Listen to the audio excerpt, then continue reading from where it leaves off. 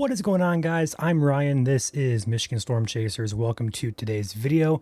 A bit later on today, there's not much going on, but just enough again to hop on here and give you guys a video here on this Tuesday evening.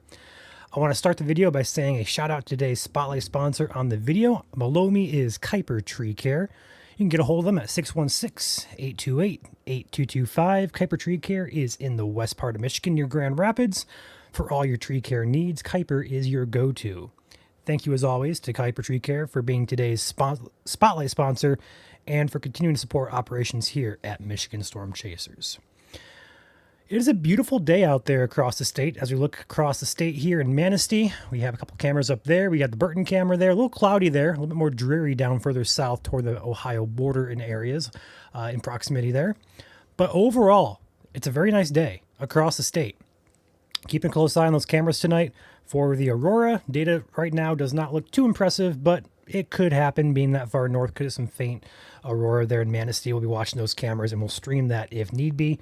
Overall, very pleasant day across the state to talk about here, but we're talking about the future here in Michigan, and that is what's happening tonight, tomorrow, and beyond. And the answer to that is let's dive in. So first and foremost, we have this low pressure system that is pivoting the rain back across the parts of the state there, the eastern and central part of the state. That's going to diminish as evening goes on. Some spotty showers out there across the east half of the state there. And then we're done. That low pressure that's been sitting overhead for the past 4 or 5 days has finally moved off to the east, leaving us with much more pleasant conditions. But areas in Michigan may have a couple of storms for your Wednesday. Making this, zooming this forward into Wednesday afternoon here. Here's Wednesday morning, nothing going on there. We're dry tonight, dry tomorrow morning. And then we get to tomorrow evening, and then we have some pop-up storms to talk about here. And that is going to be the main topic of the video here. So starting with the HRRR model, you have a couple cells, Grand Rapids, Ionia areas. Those will move, and they will move south and east there, and more will pop up as the evening goes on. Here it's 8 o'clock, 9 o'clock, 10 o'clock here, 11 p.m., and then here's midnight, and those should die off fairly quickly after the midnight time frame. But we have a 3 or 4 hour window there later in the evening for a pop-up shower or storm. Those should not be strong or severe, more so just disruptors. Rain, heavy rain, maybe some small hail, and maybe some frequent lightning there included. Very spotty, very isolated in nature. Not too big of a concern, but one we're going to mention here just in case one of these storms does go up and does ruin your evening plan. So be aware of that, especially south of 96 there. But again, they're pretty spotty. Most of us will be okay for Wednesday. Beyond that, we are staying dry for the Thursday time frame. There's no rain chances. I want to talk about the future of weather here in Michigan. Going first into the temperature pattern, we always talk about like Lansing, Detroit, or Grand Rapids area. We very rarely ever go to the UP for the temperature graphs here. This is actually the UP for the first time up here in Luce County. Zooming in so you guys can see it so it's not cut off there. This is your next 15 days of temperatures here. 73 today. It's very warm up there today.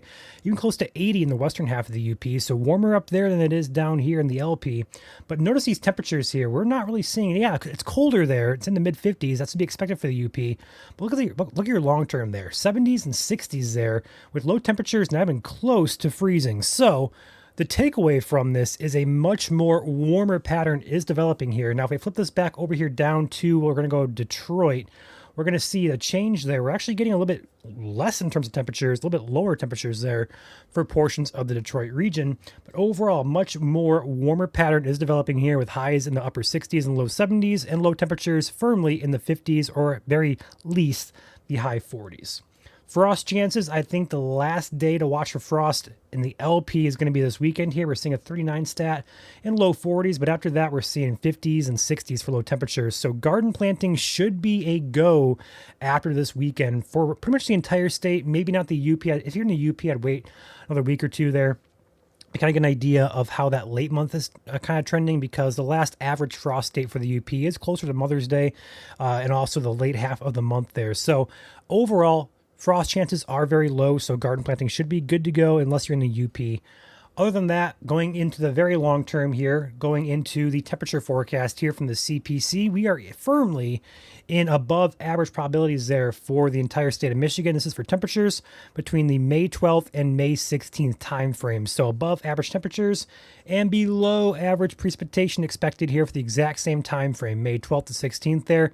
We're seeing the LP there and below average temperature probabilities, and the UP is right near normal.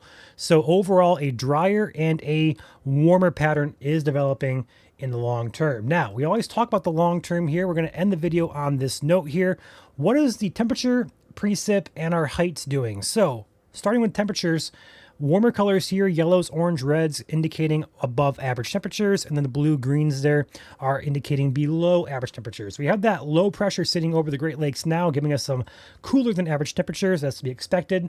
As we move toward mid-month, though, look at what happens to that. Look what happens to the warmer temperatures there. It finally overspreads Michigan and the entire Great Lakes region, the Northeast as well. We are solidly above average with our temperatures there, and then that's going to start cooling off there as we get toward late month into that early part of June. The last week of May, the anomaly kind of goes back to near normal, and then going into the long term into June here, it stays that way. But notice how, as I move this forward here, there's a big bulge of warm air in the central U.S. here, and pretty much near normal over here in the western eastern half of the state. That is due what I believe to be the heights anomaly here. There's going to be like a ridge-like pattern that sets up late month here into the June time frame, where we could have a very big heat dome here across the central U.S. with a ridging up above here that may lead to more active pattern here with like a complex of storms kind of riding the ridge, so to speak.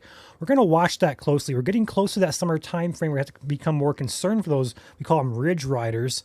But this is a very classic pattern we see set up in the summertime, where a lot of warm and dry air filters into the central U.S., and we have a little bit more in the way of a quieter pattern, but with the chance of storm complexes to form on the ridge here. And those would track and form over here in like the Dakotas or Minnesota, and then track downwards here into the Great Lakes region in Indiana, Michigan, and so on and so forth. So putting it all together here, I do think the overall pattern into late May, early June does support that. And looking at your precip totals here, on the anomalies here, as we see the brown tan color indicating below average, and the wet colors there are in green above average. We're seeing that kind of trend where we're seeing a lot of dry air across the central U.S. there, hot and dry.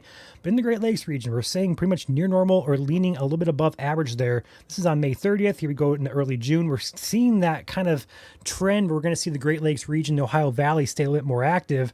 But the central U.S. there, where that heat dome is, and the ridge kind of goes up and over there, this area is pretty much dry, and then the areas that gets impacted by these ridge riders stay a little bit more wet. So a very similar pattern to what we expect here in summertime does look to develop here by the June time frame. So we're going to watch that time frame a little bit more closely for not only severe weather, but also the chance for some warmer conditions, as well as that ridge usually stays stationary, but it can move and break down to the east and kind of affect us with terms of like, brief days of upper, 80s, low 90s conditions. So other than that, the upcoming next couple of days will be nice across the state. Minimal rain chances. We're going to watch the weekend for the UP closely, although that's kind of trending on the downside now for any rain up there.